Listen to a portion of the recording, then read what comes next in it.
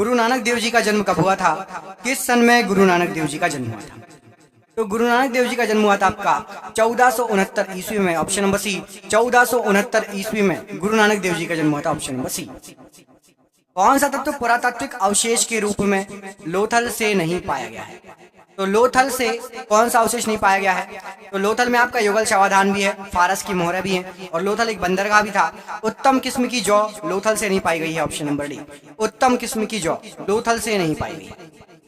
बंगाल के किस शासक ने उड़ीसा का एक भाग मराठों को दे दिया था? उड़ीसा का एक भाग मराठों को दे दिया था अली वर्दी खान ने, ऑप्शन नंबर सी। अली वर्दी खान ने उड़ीसा का एक भाग मराठों को दे दिया था, ऑप्शन नंबर यहाँ पर आपका सी, अली वर्दी खान राइट आंसर हो जाएगा, अली वर्दी खान। इनमें से किसने कहा था हुनुज दिल्ली दूर मतलब दिल्ली अभी दूर है? तो दिल्ली अभी दूर है ये कहा था निजामुद्दीन औलिया ने, ऑप्शन नंबर बी। निजामुद्दीन औलिया ने कहा था कि दिल्ली अभी दूर है। बंगाल का पहला विभाजन किस वर्ष हुआ था? तो बंगाल का सबसे पहला विभाजन हुआ था 1905 ईस्वी में, ऑप्शन नंबर डी। बंगाल का सबसे पहला विभाजन हुआ था 1905 ईस्वी में, ऑप्शन नंबर डी यहाँ पर राइट आंसर। भारत की राजधानी जो है कलकत्ता से दिल्ली कब स्थानांतरित की गई थी? तो कलकत्ता से दिल्ली, जब कलकत्ता को कोलकाता कहा जाता है, कलकत्ता से दिल्ली 1911 में राजधानी स्थापना जो है स्थानांतरित की गई थी, ऑप्शन नंबर ए 1911 यहाँ पर राइट आंसर। ईसाई धर्म में सबसे प्रसिद्ध चर्चों में से एक सेंट पीटर्स बेसिलिका किस शहर में है? तो सेंट पीटर्स बेसिलिका ये आपका वेटिकन सिटी, वेटिकन शहर में, ऑप्शन नंबर डी। वेटिकन शहर में है सेंट पीटर्स बेसिलिका।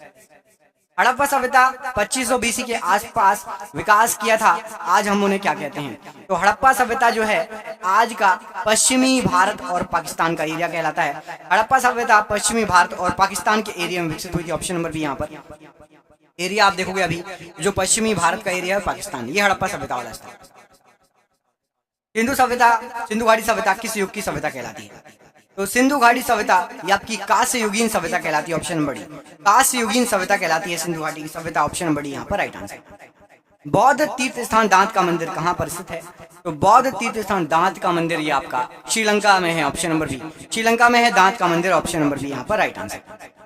निम्नलिखित में से कौन सा यहूदी धर्म से संबंधित है? यहूदी धर्म, तो यहूदी धर्म से यहाँ पर आपको जो ऑप्शन दिए गए हैं तोरा, ऑप्शन नंबर बी।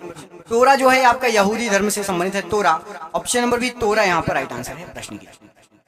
इनमें से कौन सा राजवंश दक्षिण भारत से संबंधित नहीं है?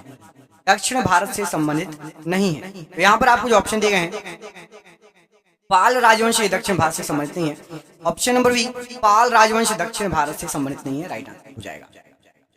अजंता गुफा की चित्रकला भारत में किसके स्वर्ण युग का प्रमाण है?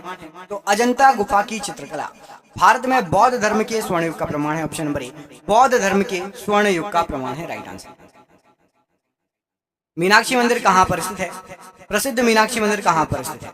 तो मीनाक्षी मंदिर आपका तमिलनाडु में स्थित है, ऑप्शन नंबर ए तमिलनाडु में स्थित है मीनाक्षी मंदिर, ऑप्शन नंबर यहाँ पर तमिलनाडु राइट आंसर हो जाएगा प्रश्न के लिए। महाबोधि मंदिर संकुल भगवान बुद्ध से संबंधित 4 पवित्र स्थलों में से कहां पर स्थित है? तो महाबोधि मंदिर संकुल ये आपका बिहार राज्य में पड़ता है, ऑप्शन नंबर ए बिहार में है महाबोधि संकुल मंदिर, ऑप्शन नंबर ए। गंधार कला किसके साम्राज्य में समृद्ध हुआ? गंधार कला, तो गंधार कला ये आपकी कुषाणों के साम्राज्य में समृद्ध हुई थी, ऑप्शन नंबर ए कुषाणों के साम्राज्य में गंधार कला समृद्ध हुई थी। किला जो काकतीय राजाओं द्वारा बनवाया गया था और कुतुबशाही राजवंश द्वारा पुनर्निर्मित कराया गया था, कौन सा किला था? तो काकतीय राजाओं ने बनवाया था और कुतुबशाही राजवंश ने पुनर्निर्मित कराया था गोलकुंडा का किला, ऑप्शन नंबर ए गोलकुंडा का किला राइट आंसर है। अकबर की प्रशासनिक सीट इनमें से कौन सी थी? अकबर की प्रशासनिक सीट, अकबर की प्रशासनिक सीट यहाँ पर राइट आंसर हो जाएगा आपका दिल्ली थी, ऑप्शन नंबर सी।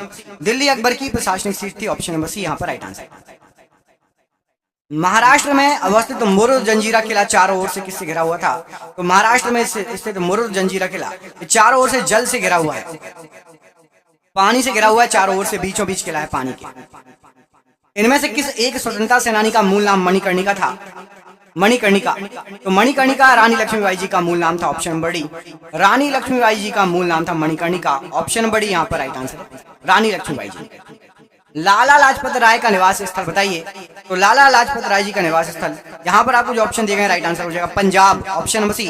पंजाब राज्य से ही संबंधित है Lala Lajpat Rai ji, option number C Punjab राज्य यहाँ पर राइट आंसर हो जाएगा, लाला लाजपत राय जी के निवास। अभिनव भारत समाज की स्थापना किसके द्वारा की गई थी? अभिनव भारत समाज की स्थापना इनमें से किसके द्वारा की गई थी? तो अभिनव भारत समाज की स्थापना की गई थी आपकी विनायक सावरकर जी के द्वारा, option number B Vinayak Savarkar ji के द्वारा अभिनव भारत समाज की स्थापना की गई। स्वतंत्रता संघर्ष के दौरान हुए असहयोग आंदोलन की परिकल्पना में क्या शामिल नहीं था? तो असहयोग आंदोलन की परिकल्पना में जो मशहूर हिंसा हो गई थी वो शामिल नहीं थी, मशहूर हिंसा शामिल नहीं थी असहयोग आंदोलन की परिकल्पना में, ऑप्शन नंबर सी। किस वर्ष दक्षिण अफ्रीका से महात्मा गांधी जी भारत वापस आए थे? तो महात्मा गांधी जी दक्षिण अफ्रीका से भारत वापस आए थे सन था आपका 1915, ऑप्शन नंबर सी 1915 यहाँ पर राइट आंसर। किस गवर्नर जनरल के समय भारत का स्वतंत्रता संघर्ष सिपाही विद्रोह हुआ था? तो भारत का स्वतंत्रता संघर्ष सिपाही विद्रोह ये आपका हुआ था लॉर्ड कैनिंग के समय, ऑप्शन नंबर यहाँ पर डी। लॉर्ड कैनिंग के समय स्वतंत्रता संघर्ष सिपाही विद्रोह हुआ था, ऑप्शन नंबर डी। यजुर्वेद में यजुर का अर्थ क्या है? यजुर्वेद में यजुर का अर्थ क्या है? तो यजुर्वेद में यजुर का अर्थ है बलिदान, ऑप्शन नंबर सी। यजुर का अर्थ होता है बलिदान, ऑप्शन नंबर सी। निम्न में से किस वेद में बीमारियों का उपचार दिया गया है? बीमारियों का उपचार किस वेद में दिया गया है? तो राइट आंसर हो जाएगा अथर्व वेद में बीमारियों का उपचार दिया गया, option number D. Atharva Veda में बीमारियों का उपचार दिया गया। प्राचीन काल में अवध को किस नाम से जाना जाता था? अवध को किस नाम से जाना जाता था? तो प्राचीन काल में अवध को कौशल प्रदेश के नाम से जाना जाता था, ऑप्शन नंबर ए कौशल प्रदेश के नाम से। प्रसिद्ध बृहदेश्वर मंदिर कहाँ पर है? प्रसिद्ध बृहदेश्वर मंदिर, तो बृहदेश्वर मंदिर पड़ता है आपका तमिलनाडु राज्य में, ऑप्शन नंबर बी। तमिलनाडु राज्य में है बृहदेश्वर मंदिर, ऑप्शन नंबर बी यहाँ पर राइट आंसर। तमिलनाडु स्थित महाबलीपुरम में इमारतों का समूह निर्मित किया गया है किसके द्वारा? तो तमिलनाडु में महाबलीपुरम में इमारतों का जो समूह निर्मित किया गया है पल्लवों के द्वारा निर्मित किया गया है, ऑप्शन नंबर डी। पल्लवों के द्वारा ये इमारतों का समूह निर्मित किया गया है। कांचीपुरम में कैलाशनाथम मंदिर का निर्माण किसके शासनकाल में हुआ? कांचीपुरम में कैलाशनाथम मंदिर का निर्माण पल्लवों के समय में हुआ था, ऑप्शन नंबर सी पल्लवों के समय में हुआ था। कितने शहरों में महाराजा जयसिंह द्वितीय ने जंतर मंतर का निर्माण करवाया? तो जंतर मंतर का निर्माण महाराजा जयसिंह द्वितीय ने 5 शहरों में कराया, ऑप्शन नंबर ए 5 शहरों में। निम्न में से किस वंश के शासकों को सुल्तान नहीं कहा जाता था? तो सुल्तान नहीं कहा जाता था मुगल वंश के शासकों को, ऑप्शन नंबर सी। सुल्तान नहीं कहा जाता था, ऑप्शन नंबर सी यहाँ पर राइट आंसर है मुगल वंश के शासकों। 1915-16 में स्थापित होम रूल लीग निम्नलिखित में से किसकी सहायक इकाई के रूप में काम करती थी? तो होम रूल लीग ये आपकी भारतीय राष्ट्रीय कांग्रेस की सहायक इकाई के रूप में कार्य करती थी, ऑप्शन नंबर बी भारतीय राष्ट्रीय कांग्रेस की सहायक इकाई के रूप में कार्य करती थी। रोलेक्ट एक्ट किस वर्ष पारित किया गया था? तो रोलेक्ट एक्ट आपका 1919 में पारित किया गया था, ऑप्शन नंबर सी 1919 में रोलेक्ट एक्ट को पारित किया गया था, राइट आंसर। जलियांवाला बाग नरसंहार किस वर्ष घटित हुआ था? तो जलियांवाला बाग नरसंहार 1919 में घटित हुआ था, ऑप्शन नंबर यहाँ पर अभी 1919 राइट आंसर हो जाएगा जलियांवाला बाग नरसंहार के। किस तारीख को सविनय अवज्ञा आंदोलन प्रारंभ किया गया था? सविनय अवज्ञा आंदोलन, तो सविनय अवज्ञा आंदोलन 12 मार्च 1930 को स्टार्ट किया गया था, प्रारंभ किया गया था 12 मार्च 1930 राइट आंसर हो जाएगा सविनय अवज्ञा आंदोलन। 1928 में गठित इंडिपेंडेंस फॉर इंडिया लीग के अध्यक्ष कौन थे? तो 1928 में गठित इंडिपेंडेंस फॉर इंडिया जो लीग है इसके अध्यक्ष थे श्रीनिवास अयंगर जी, ऑप्शन नंबर आपका यहाँ पर सी राइट आंसर हो जाएगा श्रीनिवास अयंगर जी, ऑप्शन नंबर सी प्रश्न के लिए बिल्कुल सही आंसर। बंगाल सती विनियमन 1829 भारत के किस गवर्नर जनरल द्वारा लाया गया था? तो बंगाल सती विनियमन 1829 ये आपका लाया गया था लॉर्ड विलियम बेटिंग के द्वारा, option number B Lord William Bentinck यहाँ पर राइट आंसर है बंगाल सती विनियमन 1829 के। किसने कहा था तुम मुझे खून दो मैं तुम्हें आजादी दूंगा? तुम मुझे खून दो मैं तुम्हें आजादी दूंगा, ये जो वाक्य थे ये कहे गए थे सुभाष चंद्र बोस जी के द्वारा, option number D Subhash Chandra Bose ji के द्वारा ये कहे गए थे। कोणार्क मंदिर का निर्माण किसने कराया था? कोणार्क मंदिर का निर्माण किसने कराया था? तो कोणार्क का जो मंदिर है इसका निर्माण कराया था नरसिंह देव प्रथम के द्वारा, option number B Narsingh Dev प्रथम ने कोणार्क मंदिर का निर्माण कराया था। निम्नलिखित में से कौन सा एक किसी मृत व्यक्ति का स्मारक नहीं है? मृत व्यक्ति का स्मारक नहीं है। यहाँ पर आपको जो ऑप्शन दिए गए हैं चार मीनार किसी मृत व्यक्ति का स्मारक नहीं है, ऑप्शन नंबर सी चार मीनार किसी भी मृत व्यक्ति का स्मारक नहीं है। बीबी का मकबरा, ताजमहल और इत्माद उद्दौला का मकबरा स्मारक है। सम्राट अशोक किसके उत्तराधिकारी थे? सम्राट अशोक इनमें से किसके उत्तराधिकारी थे? तो सम्राट अशोक आपके उत्तराधिकारी थे बिंदुसार के, ऑप्शन नंबर बी बिंदुसार के उत्तराधिकारी थे सम्राट अशोक, ऑप्शन नंबर बी यहाँ पर राइट आंसर।